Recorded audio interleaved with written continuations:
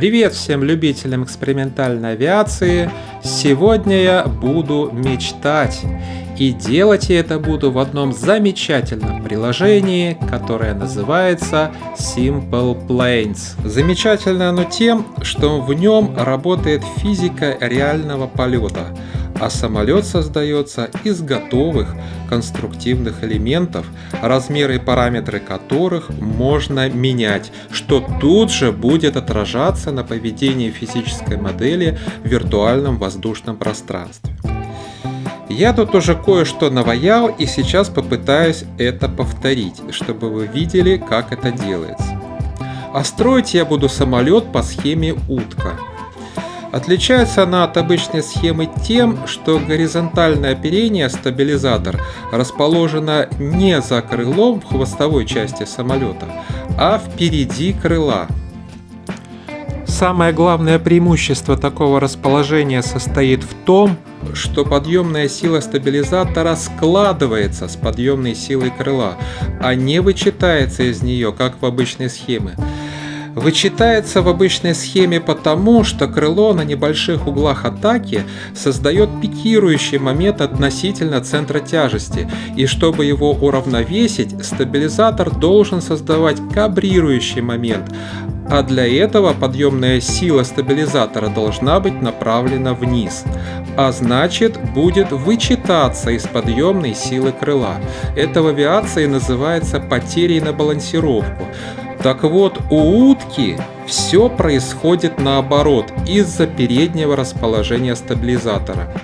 Чтобы компенсировать пикирующий момент крыла, подъемная сила переднего оперения должна быть направлена вверх и в итоге складывается с подъемной силой основного крыла, что позволяет снизить удельную нагрузку на крыло или увеличить полезную нагрузку. Теперь давайте посмотрим на руль высоты. Чтобы поднять нос самолета вверх, руль должен опуститься вниз, увеличивая подъемную силу стабилизатора. В обычной схеме все происходит наоборот. Когда мы хотим создать более выгодный угол атаки, руль поднимается вверх. Вторым преимуществом этой схемы является отсутствие срыва самолета в штопор. Объясняется это тем, что на критический угол атаки всегда выходит первым передняя поверхность, после чего из-за резкого падения подъемной силы на ней нос самолета слегка опускается. Поэтому угол атаки основного крыла до критического значения никогда не доходит. Это достоинство в плане падения подъемной силы на стабилизаторе является и основным недостатком данной схемы, потому как тенденция к опусканию носа при потере скорости довольно неприятна, особенно на виражах и при заходе на посадку. Интересно посмотреть, как с этой проблемой будет справляться полетный контроллер. Прежде чем я оставлю вас наблюдать за процессом постройки, я расскажу об особенностях балансировки утки. Как вы уже заметили, красным шаром в одной из секций фюзеляжа обозначен центр тяжести, а синим – фокус самолета. Для продольной устойчивости необходимо, чтобы центр тяжести находился впереди фокуса самолета. Но что делать, если после постройки этого не будет? Очевидно, что в этом случае необходимо положить в носовую часть дополнительный груз. Так вот, в качестве груза в этом приложении очень удобно использовать топливо. Для этого выделяем носовую часть фюзеляжа и тянем ползунок Fuel вперед или назад и смотрим, как меняется положение красного шарика. Вот в таком положении центра тяжести самолет не полетит. Проверим это.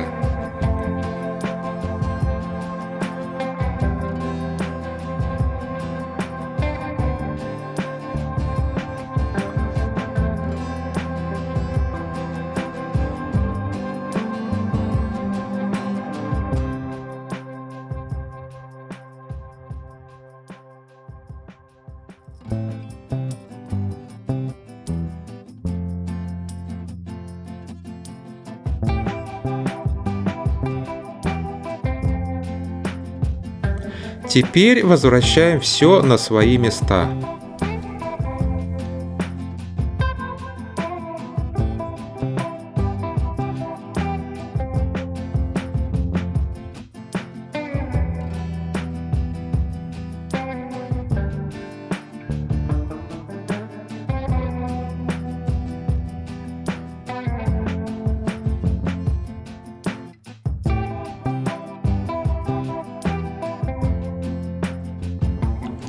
И опять проверяем.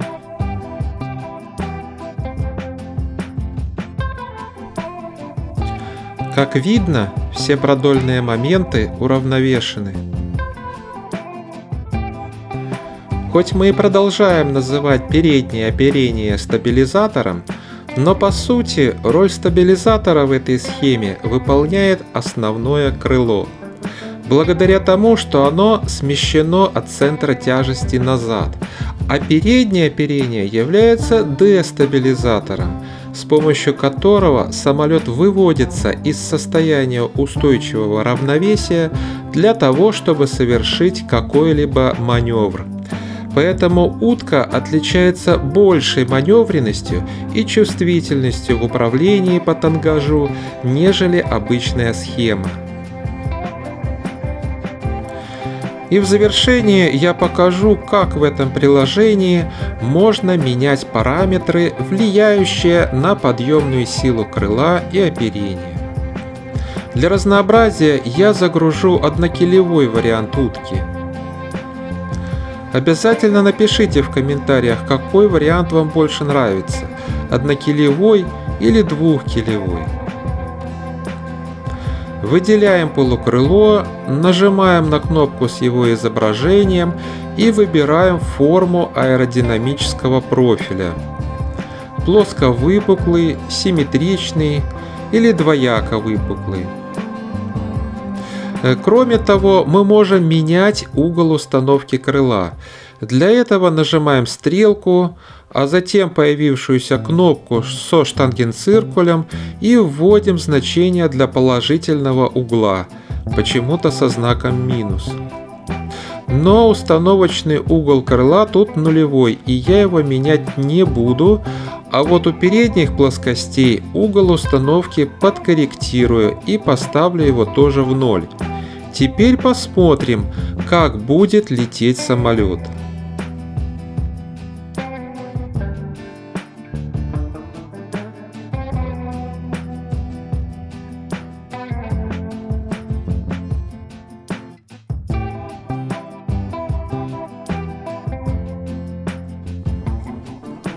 Как мы видим, нос модели проваливается, и его приходится постоянно поддерживать рулем высоты.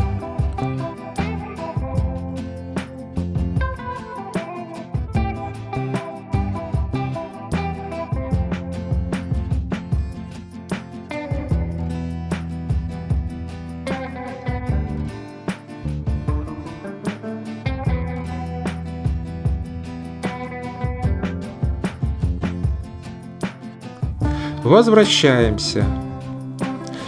Для увеличения подъемной силы горизонтального оперения вводим значение угла установки 2,5 градуса и снова в полет.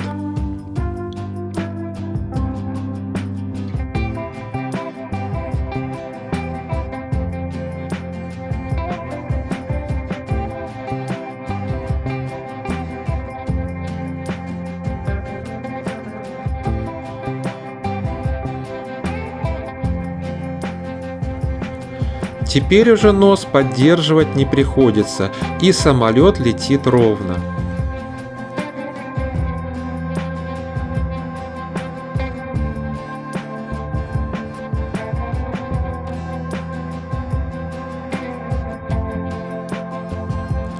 Для простоты конструкции иногда убирают рули с горизонтального оперения, а элероны основного крыла используют как элевоны, которые управляют самолетом и по тангажу, и по крену. К сожалению, в Simple Planes пока нет возможности смикшировать рули высоты и элероны, поэтому, чтобы смоделировать такой тип управления, я просто разделю элерон полукрыла на две части, создам еще одну управляющую поверхность. Та, которая ближе к корневой части, будет рулем высоты, а которая ближе к концевой, будет элероном.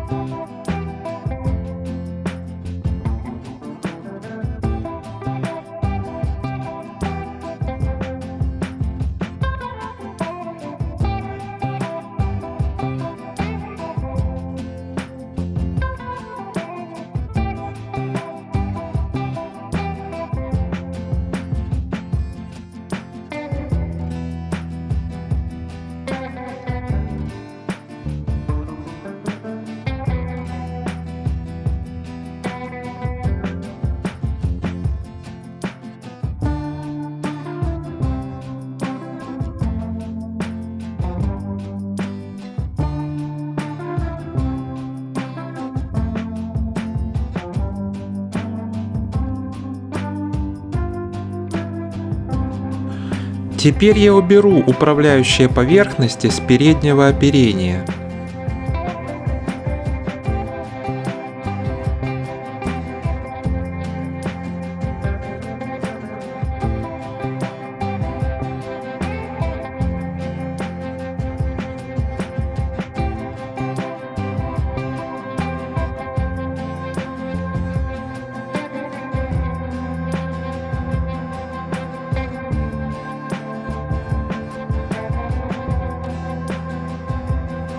При таком управлении момент подъемной силы крыла мы будем постоянно подстраивать под момент подъемной силы переднего оперения, уменьшать при увеличении тангажа и увеличивать при уменьшении. И чтобы крыло при этом смогло раскрыть весь свой потенциал подъемной силы, ее коэффициент у стабилизатора должен быть достаточно большим, то есть достаточно большим должен быть угол его установки. Но даже и в этом случае потерь подъемной силы крыла на балансировку не удастся избежать, а использование закрылок и вовсе станет невозможным. Если, конечно, не установить их на передних поверхностях. Но это может быть темой для отдельного видео.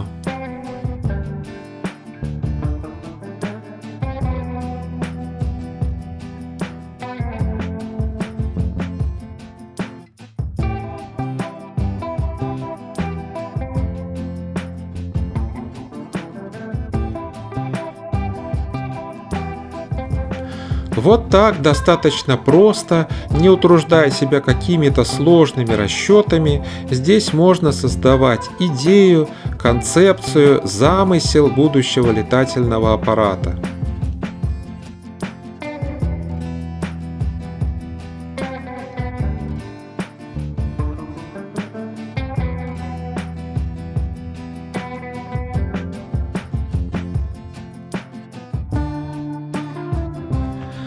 Ну и обещанный процесс постройки. Я его ускорил в 2 раза, чтобы видео не было слишком длинным, так что если хотите успевать следить, какие нажимаются кнопки, замедлите в 2 раза воспроизведение. А я с вами на этом прощаюсь и желаю творческих успехов.